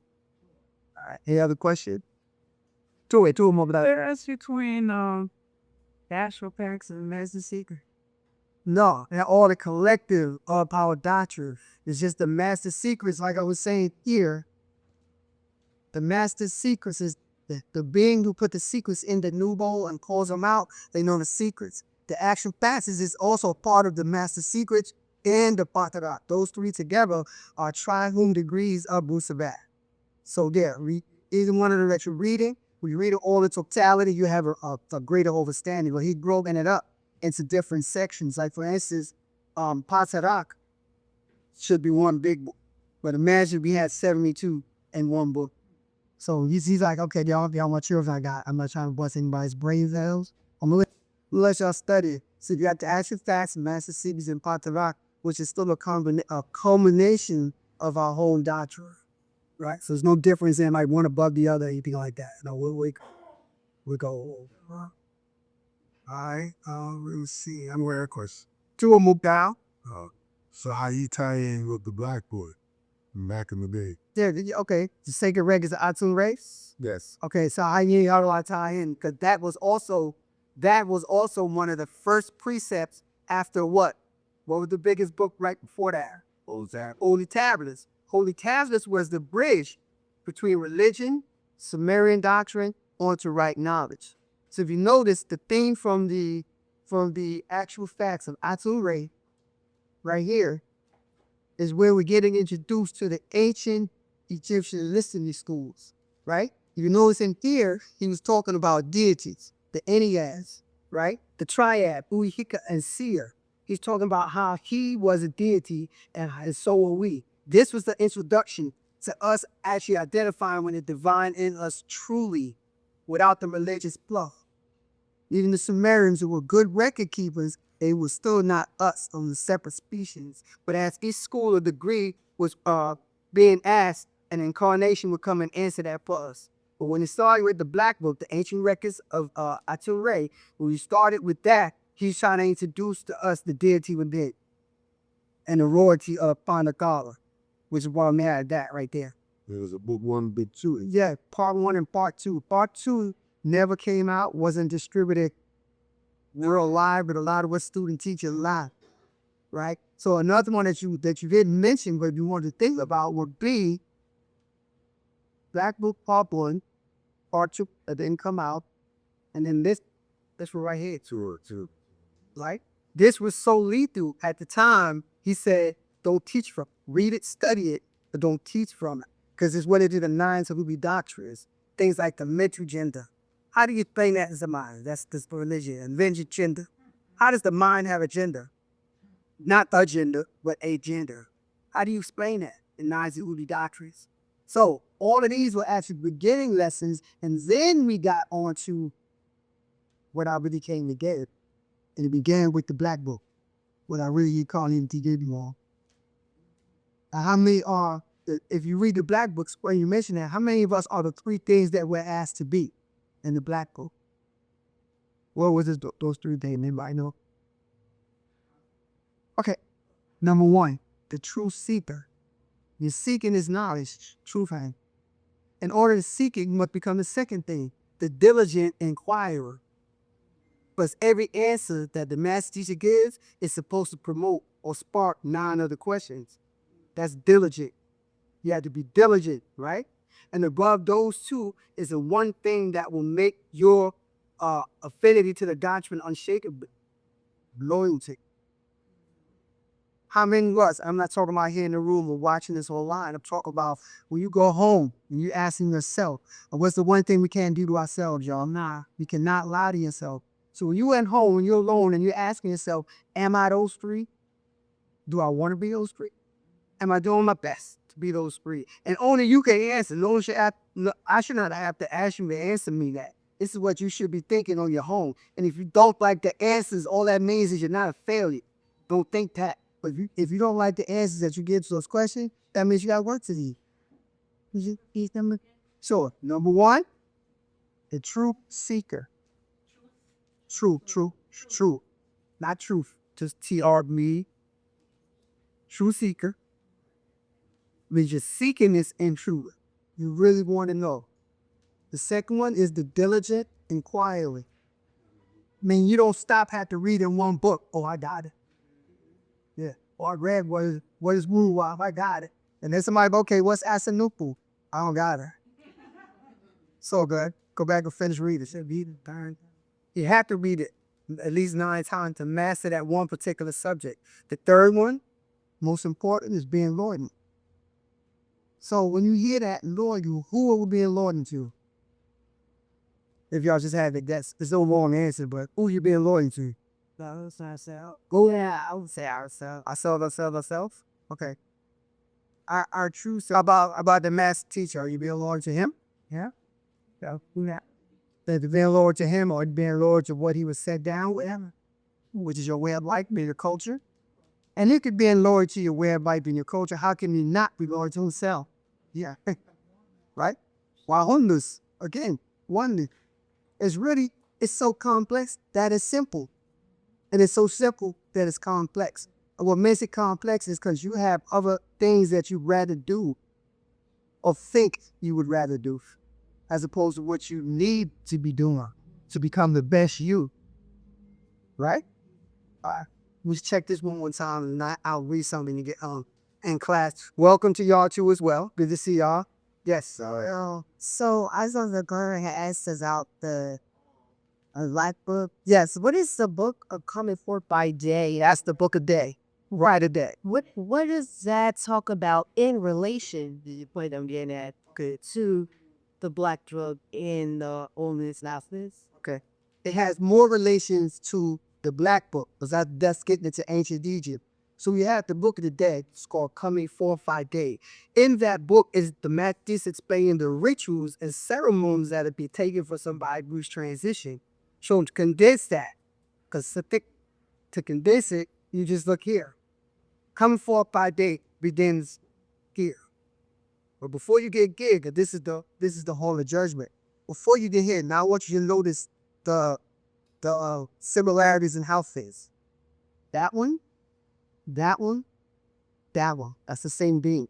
This is you above on earth. This is you making your salat or your prayers for your tapu, right? You are praying to who? These are your partner now. When you transition, you're now being escorted by you into the Hall of Judgments. So there's rituals related to coming forth by day. As you transition from one form of existence to the other form of existence, these are some of the rituals that you have to go through. Your heart has to be weighed against a weight of the fact. If not, and whack you to bow or to go by the soul, we know you're going to be a reciter. So watch him being escorted by him has passed this test. Now, who's recording? So who is? Also in coming forth by day. Once he records what happens here, you notice he is now here. Right? And who is this? That's Arar, a father, escorting him to his father, his mother, and his aunt, and their 4 children going to the next realm in existence. That is the northeast gate. So why is his Anubu weigh the heart and not my eye? No, he's not weighing the heart. He's just escorting him to the scales. If you look, so I'm glad you asked. Now there's another get at this. You see the scales, right? It's not hard. You see your feather? You need them on top of the scale. Oh. Nah. She the one giving you your score. Oh, she is distinct. She is a principle. Right, I'm justice. Justice, right? All right, so now, simply on that before we end, let's go to the actual why the coming forth by day is important, because you have to read that scroll to know the prayers and supplications that will be done for you, the different deities that are called and will be attendance for you at this all judgment, right? So let's go to right. We're not going to read all 42 of the 42 confessions that they call it. You don't have to read that. We know that. All right. I don't read that. But let's go here. 42 confessions, blah, blah, blah. Now, after you see that they're asking things that, are you a tyrant? Did you steal? Did you do this? Did you do that? You have to answer them. But they're watching on the answer. Then it says, Master Teacher teaches us like this. You will have to confirm all of these, the 42. Once asked in the judgment hall, right there, before you say, why was Ed Nudis for Ampu there and not in my hat? Check this out. Before 2 mahats, there will be 2 mahats there. And and Mac, that's the alligator level 1. Tavutwi, Har, at the end, Asar, and on top of them that I just named, there's going to be another 42 assessors that are witnessing all that's going on in this ritual right here, this ceremony. Your emotional being symbolized by your heart to weigh against the feather's weight. 3 inquiries, the feather's weight, and then by the ask, will you, Nuwapi, be able to confirm all of the above? Question mark. The reason why the Nathartatat Mampats is twofold or double is to ask the first 3 inquiries to receive and protect. What? The first thing she wants to receive and protect, she's asking you the truth and the fact. Going back now to the Black Book, because we're going to keep it in the surgery. We now are masters creating what's going in as Mubo overstanding. We pulling it out. Going back to the Black Book, what was the first of the 3 days that I said? You wrote it down. What's the first truth? Okay, so they're going to ask you now to receive and protect the truth. How did you get the facts? By being a diligent inquirer. And if you're able to confirm those 42s because you went born you. You see how that's connected? Let's keep walking. Each human born had 3 attributes attributed to them. This is one question. They're asking this, and all these assessors are sitting there watching you answer the question. The first question is, what's the name of your body? question, did you take care of it? The body, what you did was called the Wawed Ranan, or good name. That's just the body. The second question, what's the name of your spirit? 2, did you live a spiritual life? That's your own name. The third one, what's the name of your soul? Answering your question as well, how important it is. How can you go before them and not have a soul, and they got to answer the question, what's the name of your soul? Oh, you gonna go on there. So you're not going to the higher realm. But anyway, what's the name of your soul? That's your hidden name that only a master can give you, or you become so spiritually developed that it is told to you via a vision. Master teacher could come and tell you that. That's your name. It's a name you never heard before because you don't know the name of yourself. Because your soul predates the spirit and the body. You weren't there when it was given to be, at least not consciously, because now that you're here, you move too slow to access those if your pata is not open. So simple is complex. So complicated is simple. Now watch. This is the part. Now all of them it is, all will watch you to see how you answer. Your true being or the shadow being. Which one of them is going to answer those questions? Now, answer the first 3 questions. You got 21 female beings and 21 male beings, one for each of the 21 inquiries. They equal 42 confessions or 42 questions in all. The first 3 plus 42 equals 45. When you first appear, you will hear, can we ask you a question? Can you keep a secret? What is your name? How you answer will result or whether you move on to the next of 9 levels or gates. So the end is never the end. People say it's over, there really is above. However, this place right here is this right here. Is this the overworld or the underworld? Anybody? Underworld. It's the underworld. It's the underworld. You agree? You're correct. But it's the underworld, but passing through those gates that you go to the higher realms. As the Father told the law. If regret no. Follow that? So that's called the duat, the underworld, and duat. So coming forth by day is preparing you for these particular, it's not a ceremony, but it is a ritual of test to see how you did your life. That's why it's important to do the top part. It's important to do the top part. Make your chance. Make your connection. Make your connections to who? The protectors. On the throttle. You can't walk around here thinking you got it figured out and you don't have any connection to them. Why? Because your body's off. You're not eating right. You're not thinking right. You're not resting right. We just read in this one, after I was a multi-read concentration, we just read in relaxation the things that you have to have. You have to have point 4. The importance of a healthy you. That's all of you. Before divine arts, you have to be healthy. You have to have a healthy brain, a body, spirit, a healthy mind, a soul, and etheric being. Now, before the master teacher came, how many of y'all knew that there was a difference between the soul and the etheric being? We didn't even know there was a difference between spirit and soul. We all thought that it was interchangeable. We thought, but now we know, right? So now we have to have a healthy deity being, a healthy divine being, a healthy supreme being. So we need to learn to relax, learn how to concentrate and get on that path. So making prayers doesn't seem like a duty. It doesn't seem like the chore. The soul in you wants to keep you connected to those higher beings and watch how your life changes. That's not spookism. We're just thinking on high capacity now. So now you're actually maneuvering and manipulating the things in this small realm because you're moving faster. So you can see all the traps that they lay for us and get around, right? I have a second question. Sure. For also a statement because Yes. in the Socrates, the umbrella SR said, Okay. the fact is saying like back during SR stick times or whatever, Baba said, and you didn't have the right posture, you had to get out.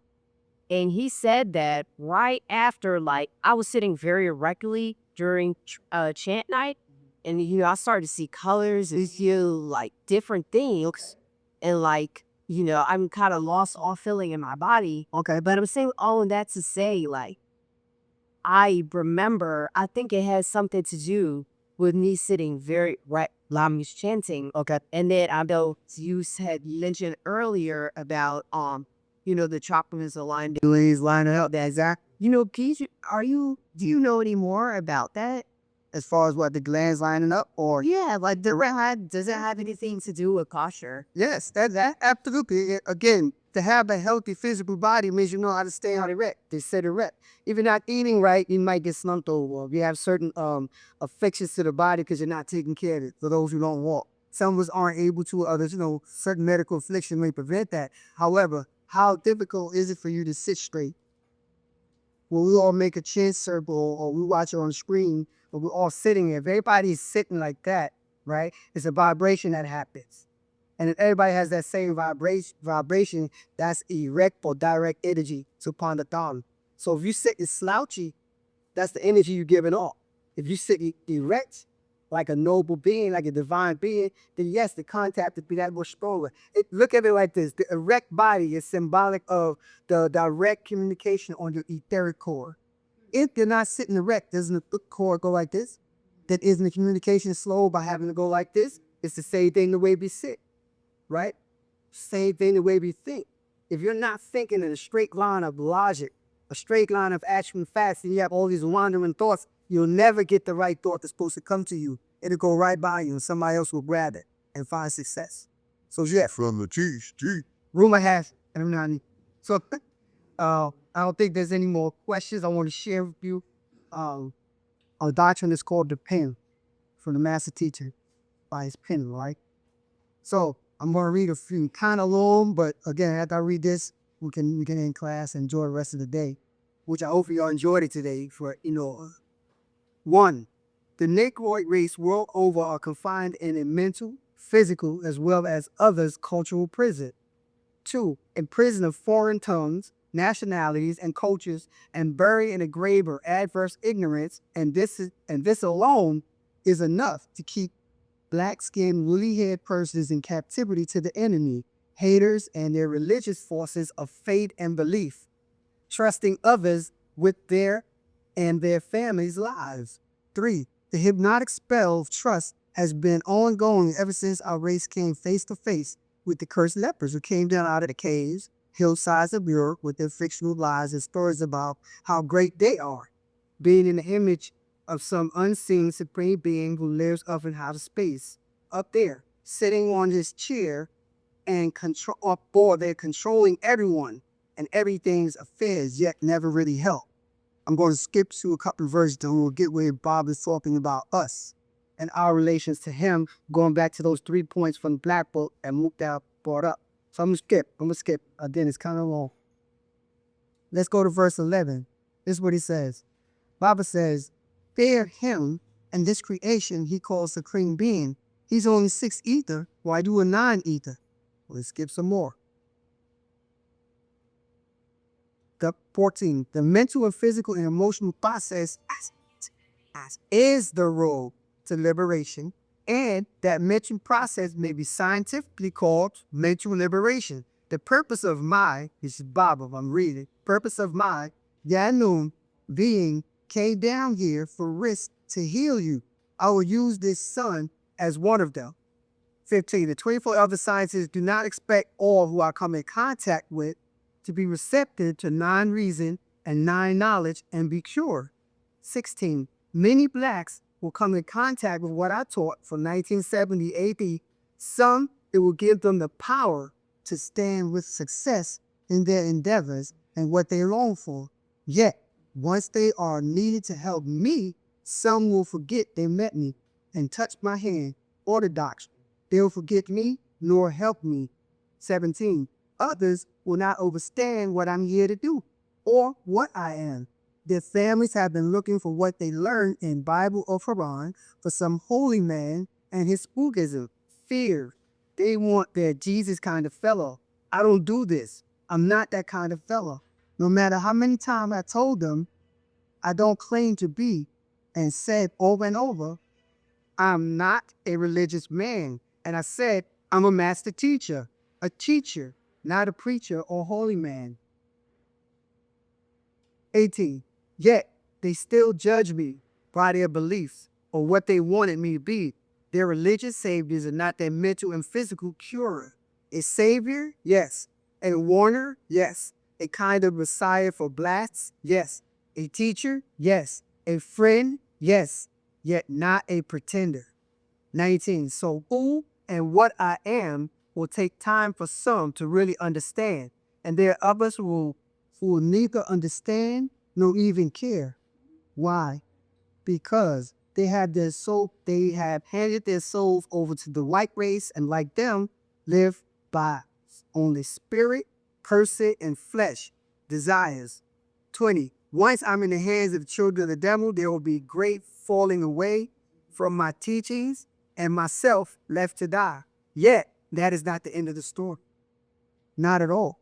I will begin from behind the walls or from their hell to teach, and it will wake up those that fell asleep, and we call it the second resurrection. 21. Remember, in the inside page of the pamphlet back in 1970, I said these words: the first fruits will be faithful, yet not true. So you see, they had faith, yet not fact. They were with me, yet not of me, not true, and most had gone the way of the race of devils. 22. Yet those among you who stayed close to me while the children of the devil tried to shut up and seal again the actual backs of Uwahu. You who are intelligent and outintelligent by natural nature will overstand, accept, and adhere. 23. You are the ones we are searching for, but these are the survival and future of the black race. No one can make another intelligent. A person must be born outintelligent, linked to the heavens, not the things of this material world. 24. And the outintelligent amongst you are the only ones who can liberate self. 25. I'm going to read two more and we can stop. 25. No one can liberate a person. A person must liberate self by understanding, accepting, and living this hereafter doctrine. Liberation, factology, no faith, no fictions, no beliefs, no hopes, only facts of your faith. Uwapi. I'll read the last book. 26. Mental, liberational right knowledge informs you that Uwapi is the core of many things, such as Negroes, Moors, Muslims, Christians, Hebrews, religious groups, by Caucasians. What does Bob tell us in that last part? You know that we're the future of the black race. So we have to be ready to carry on in this sun cycle. Well, what is he saying when he says mental liberation right knowledge informs you that Luaptis will call many things such as Negroes, Moors, Muslims, Christians, Hebrews, religious groups by the Caucasians. What are we getting from that? They love it for that. Could you read it one more time? Sure. Point 26. Mental, liberational right knowledge informs you that the Europeans will call many things, such as Negro, Moors, Muslims, Christians, Hebrews, religious groups by the Caucasians. So he's basically dispelling the fiction of division and the illusion of like all these different titles under placed on you, saying that a lot of us who were and or some of us still are attracted that, we are Duapis, who you are, not which him set basically relates. All right, I like that. Anybody else? Did the same, similar? So, That I got out of it by calling the white race is calling us that. Okay, but who we truly are, we are just sit there and hear Milwaukee. If you really don't even know what Milwaukee is, so they that on call is but what they think. I like that. I like both of those answers because in fact that's what Master Teacher is telling us.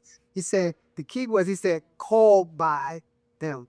So a lot of times when you call somebody something, you may know who they really are, but you don't want them to know who they are. You call them everything but what they are. Now the Wapple is a word that they don't really know about, but they know about Nubans. They know about Nubians. They know about the Afafra and Tapu, the Africans, prior to being sliced up and given different countries in that one continent. So he's saying mental liberation right knowledge teaches you that you were not any of those things. Now that you know who you are. So we should not be accepting those titles given to somebody, given to us by somebody who came along after us. We literally watched their creation, and we proved that in religion. In the what? Revelation chapter 3, verse 14, is it? Through 14, where it says, the faithful, true witness at the beginning of the creation of God was Amun. So Amun, the Egyptian deity Amun, watched these hybrids come along by way of the extraterrestrials and give themselves titles such as God. So every time they say amen, amen, amen, they're calling on Amun, not known. But mental right, liberation, right knowledge teaches us that. So why are we still under that spell? But only we can break ourselves down by not accepting that. All right? So we have any more questions before we end? If not, so I'm good. Nope. Going once, going twice. Hi. Good. We'll say why do wash up. Thank y'all. Come and spending the day today.